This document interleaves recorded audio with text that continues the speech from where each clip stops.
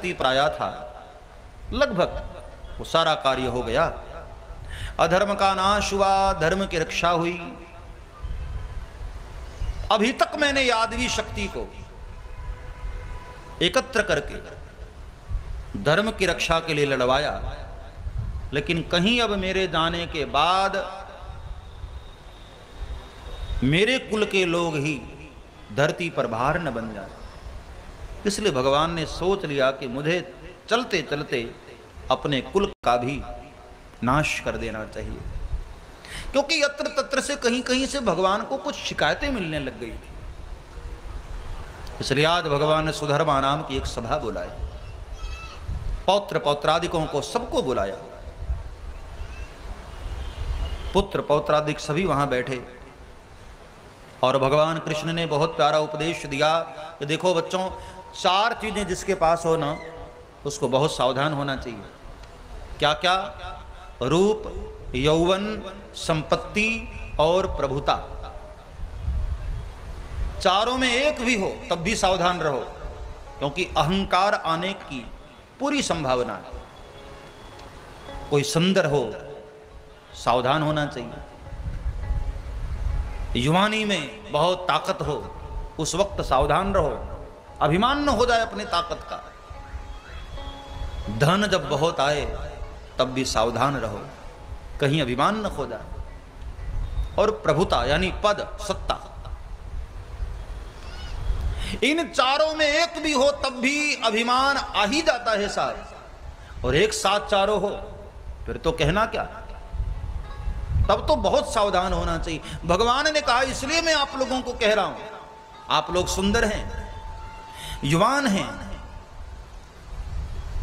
द्वारिकाधीश के पुत्र हैं और धन की कोई कमी नहीं। इसलिए भूल करके भी किसी गरीब का, किसी ब्राह्मण का, किसी संत का अपमान मत करना। मैं नाराज हो जाऊं, साधु लोग क्षमा कर देते हैं, लेकिन साधु नाराज हो जाए ना, फिर तो मैं भी नहीं बचा सकता। इसलिए संतों का कभी अपराध मत करना।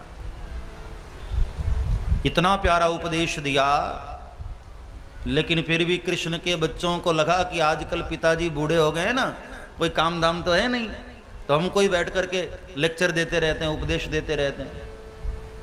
विनाश काले विपरीत बुद्धि, जही विधि ना दारुण दुख दे, जही विधि ना दारुण दुख दे, वहाँ की मति पहिले हरि ले,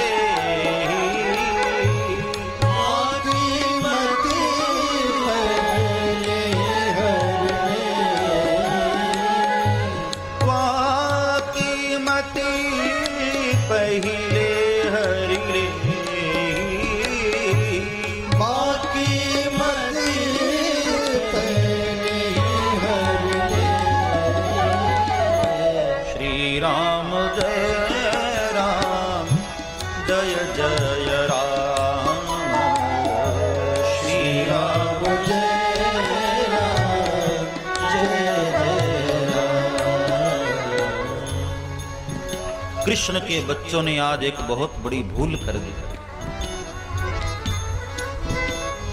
अब द्वापर जाने वाला था, कलयुग आने वाला था।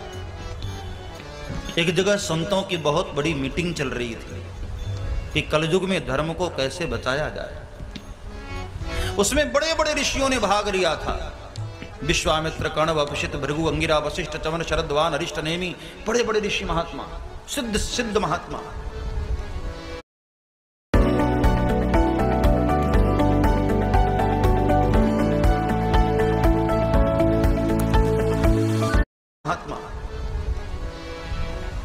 तो वहां पर कृष्ण के बच्चों को एक मजाक सूझा, सोचा कि जरा इनकी परीक्षा लो। तो कृष्ण का एक बेटा है सांब, पतला दुबला है, जाम्बवती का बेटा, उसको साड़ी पहना दिया स्त्रियों वाला वेश बना दिया, घूंघट निकाल लिया और प्रद्युम्न उसको लेकर के गए। बाबा जी ये मेरी पत्नी है, इसके गर्भ में बच्चा है महाराज, जरा देखिए ना बेटा होगा इसको या बेटी होगी। महात्मा लोग समझ गए कि नालायक मजाक उड़ाने आए है लड़का लेकिन इसको साड़ी पहना कर लाए। महात्मा लोगों ने एक दो बार तो इग्नोर किया, जब नहीं माने तब महात्माओं ने गुस्से में श्राप दे दिया कि मूर्ख, न बेटा जनेगी न बेटी जनेगी, तेरे वंश को तेरे कुल को नष्ट करने वाली ये मुसल जनेगी, जा मेरा श्राप है। और जब श्राप दिया घबरा गए, कांप गए, भागे वहां से, एक वृक्ष के नीचे आए और कपड़े हटा करके देखा तो पेट के ऊपर एक लोहे का टुकड़ा पड़ा था। डर गए देखकर। उग्रसेन महाराज को आकर बताया तो उग्रसेन पहले तो बहुत नाराज हुए, डांट लगाए, क्या करते हो तुम लोग। लेकिन खैर चलो, जो हुआ सो हुआ, द्वारिकाधीश को पता मत लगने देना। हाँ, एक काम करो, इसको घिस करके समुद्र में फेंक दो। तो बच्चों ने वही किया, उसको घिस घिस करके चूरन जो था उसको सब समुद्र में फेंकते गए। अंत में बिल्कुल छोटा वाला टुकड़ा, वो तो नहीं घिसा गया, तो उसको वैसे ही फेंक दिया। एक मछली ने उसको निगल लिया और बाद में उसी मछली को एक मछुआरे ने पकड़ा, जरा नाम के व्याध ने। तो उस मछली के पेट से जो लोहा निकला ना, उसको उसने बाण का अग्रभाग बनाकर अपने तरकश में रख लिया। और वो जो चूरन फेंका गया था वो लहरों के माध्यम से बाहर आ गया और समुद्र के किनारे तीक्ष्ण वनस्पति का रूप ले लिया। और यहां जब से श्राप लगा, द्वारिका श्रीहीन होती चली जा रही, महात्माओं का आना जाना कम हो गया। अचानक बहुत सारी आपत्ति शहर के ऊपर आने लग गई, दैवी आपदाएं। जब दैवी आपदाएं बढ़ जाएं अपने शहर में ना, तब केवल और केवल एक ही मार्ग रह जाता है, संतों का आश्रय, तीर्थों की यात्रा। संक्षेप में आपको बता रहा हूं, भगवान एक दिन स्वयं काल बनकर सबको मौत के मुंह में ले जाने को तैयार हुए। कहा कि मैंने सुना है कि जब धरती पर पाप बढ़ जाते हैं, देवी आपदाएं आने लग जाती हैं, तो हम सबको तीर्थ यात्रा पर चलना चाहिए। उद्धव जी समझ गए कि भगवान अब अपने धाम जाने के चक्कर में। उद्धव जी आए, भगवान के चरणों में मस्तक रखकर खूब रोए, मालिक मुझे भी अपने साथ लेकर चलिए। भगवान ने कहा, उद्धव जीव जब साथ आता नहीं तो साथ जा कैसे सकता है। तुम मेरी प्रतीक्षा करना उद्धव। कई प्रकार के धर्मोपदेश दिए, कई प्रकार के ज्ञानोपदेश दिए, और अंत में चलते चलते भगवान ने अपनी पादुका उद्धव को दी। दोनों पादुकाएं सिरोधार्य करके उद्धव वहां से बद्रिकाश्रम की ओर जाने के लिए निकले। और भगवान काल बनकर सबको लेकर प्रभास क्षेत्र गए। वहां संगम तीर्थ है, वहां पहुंच करके सभी की मति भ्रष्ट हो गई। असल में सबने मदिरा का सेवन किया, शराब पिया, मति भ्रष्ट हो गई। जबकि शास्त्र ये कहता है, किसी भी तीर्थ में, किसी भी मंदिर में, किसी भी आश्रम परिसर में मद्य का निषेध है। ऐसा कोई आचरण मत करो, ऐसी कोई गलती न करो जो पाप का रूप ले ले। आश्रमों की अपनी एक मर्यादा है, मंदिरों की अपनी एक मर्यादा है, तीर्थों की अपनी एक मर्यादा है। अन्य स्थाने कृतम पापम तीर्थ क्षेत्रे विनश्यति। लेकिन तीर्थ क्षेत्रे कृतम पापम वज्रलेखो भविष्यति। अन्य स्थान में किया गया पाप तीर्थ में नष्ट हो जाता है, लेकिन तीर्थ में कोई पाप हो जाए तो वज्रलेखो भविष्यति, उसको कोई मिटा नहीं सकता। सबकी मति भ्रष्ट हो गई और सब एक दूसरे को गालियां देने लग गए, लड़ाई कर लिए और वही तीक्ष्ण वनस्पति उखाड़ उखाड़ कर एक दूसरे को मारने लगे।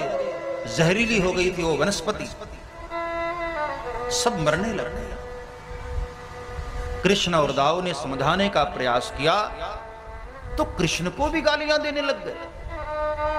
तब भगवान ने खड्ग उठाया और कृष्ण और दाऊ भैया ने मिलकर एक साथ बहुत सारे लोगों को खुद ही मार डाला।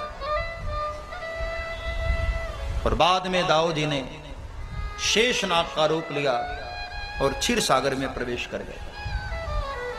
भगवान कृष्ण भी एक वृक्ष के नीचे बैठे थे, पीपल वृक्ष के नीचे। वो वृक्ष आज भी है। जब हम सोमनाथ जी का दर्शन करने जाते हैं ना, गुजरात द्वारका जी के ही पास है,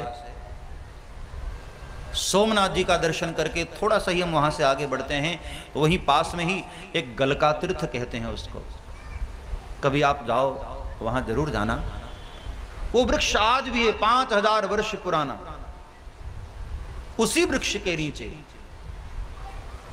एक पैर पर दूसरा पैर चढ़ाए हुए अर्ध निद्रावस्था में भगवान वृक्ष से टिक करके बैठे हुए थे। आंखें थोड़ी बंद है, थोड़ी खुली है। और उसी समय जरा नाम का वो व्याध अपने धनुष पर वही बाण चढ़ाए हुए जो मछली के वो पेट से लोहा निकला था और उसका अग्रभाग बनाया था ना, वही बाण धनुष पर चढ़ाए हुए शिकार की तलाश में घूम रहा था। दूर से भगवान कृष्ण के पग का तालू दिखाई दिया। उसने जानवर का मुंह समझ लिया और दूर से उसने बाण चलाया। भगवान के चरण में बाण लगा और भगवान घायल होकर के गिर पड़े। वह व्याध जब आकर देखा और भगवान को बाण लग गया है, फूट फूट कर रोने लगा, द्वारिकाधीश मुझे क्षमा करिएगा,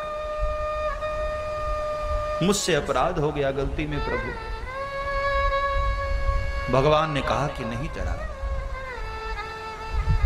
मैंने जानबूझकर ये बाण स्वीकार किया।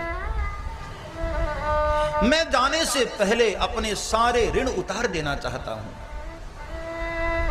पता है जरा, एक ऋण मेरे ऊपर था। तो गाइस देख सकते हो, वैसे तो इस एप्लीकेशन में कई